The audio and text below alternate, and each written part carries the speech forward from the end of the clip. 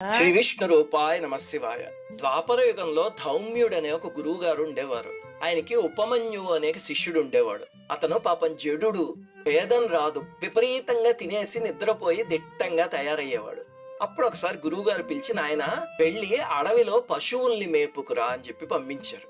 పశువుల్ని తీసుకువెళ్ళాడు. మధ్యాహ్నం అయ్యేసరికి ఆకలికి తట్టుకోలేక ఆశ్రమానికి వచ్చి భోజనం చేయడం మొదలుపెట్టాడు. అది చూసి గురువు గారు, అలా రావడానికి వీల్లేదు, సాయంత్రం దాకా మేపుకునిరా అని చెప్పి పంపించారు. సరే మేపుకుని వస్తున్నాడు.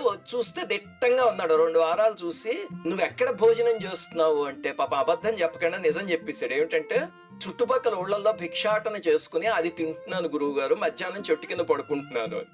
ఆయన నవ్వుకుని, సరే ఆ భిక్ష నాకు తెచ్చివ్వు అని అడిగారు. అడిగితే అలాగే చేశాడు. మళ్ళీ కొన్ని వారాలు చూస్తే కొంచెం కూడా చిక్కలే. ఏం చేస్తున్నావు నువ్వు నీ ఆహారం గురించి అంటే, మళ్ళీ రెండోసారి భిక్ష చేసి అది తింటున్నాను అన్నాడు. అలా చేయకూడదు, పొరపాటు, అది కూడా నాకు తెచ్చి ఇచ్చేయి